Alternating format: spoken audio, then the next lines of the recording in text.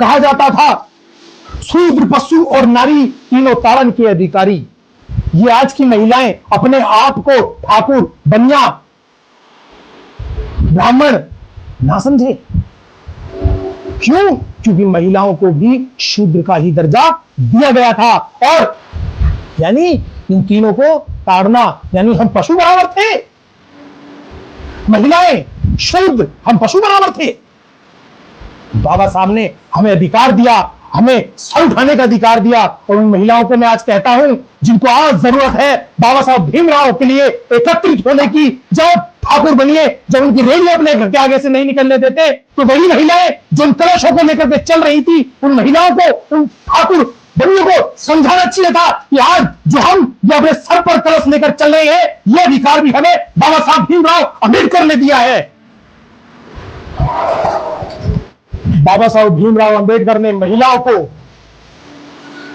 प्रस्तुति अवकाश की व्यवस्था दी, यानी मैटरनिटी लीव, मैटरनल लीव की जो व्यवस्था बाबा साहब भीमराव अंबेडकर ने महिलाओं को दिलाई।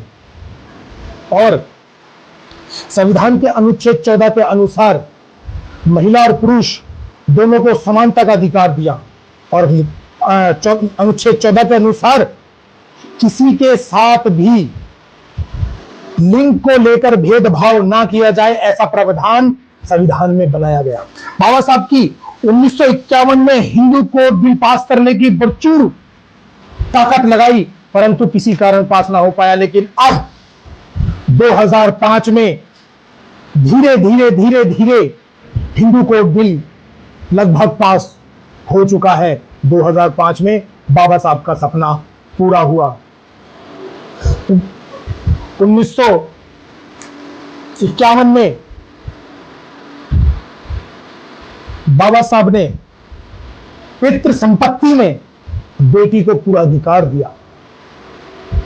बाबा साहब भीमराव अंबेडकर ने जिस टाइम पर साइमन कमीशन आया, तब से और उसके बाद तक भी महिलाओं को मतदान देने की प्रचुर कोशिश में लगे रहे।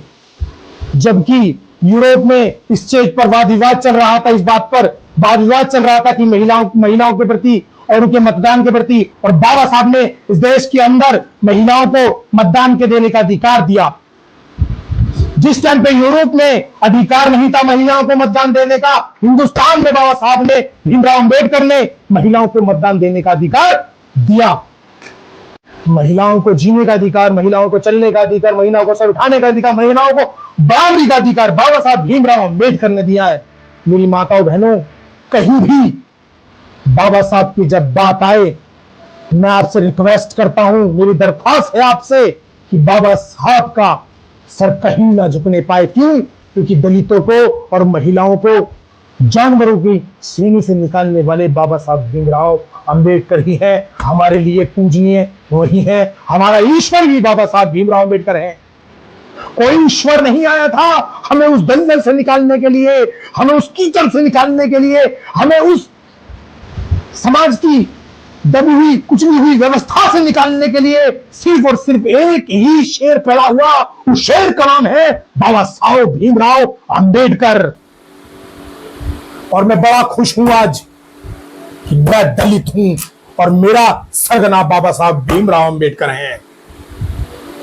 और मैं बड़ा खुश हूं इस बात को लेकर के कि आज मेरा एक भाई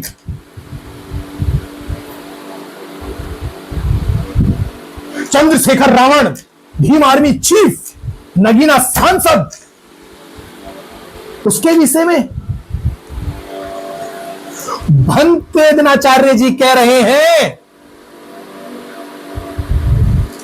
कि वो ब्राह्मणवाद के लिए, ब्राह्मणों के लिए, भाजपा के लिए, Osama bin Laden Osama bin Laden का दर्जा ब्राह्मणों को, क्योंकि ओसामा बिन लादेन के नाम से एक समय में अमेरिका थलथला गया था।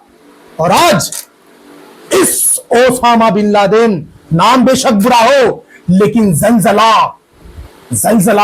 मेरे भाई का इतना भयंकर है कि जैसे अमेरिका ओसामा बिन लादेन के नाम से डरा था, आज भाजपा और ब्राह्मण मेरे भाई के नाम से ऐसे थर थर थर थर थर थर थर थर कांप रहा है।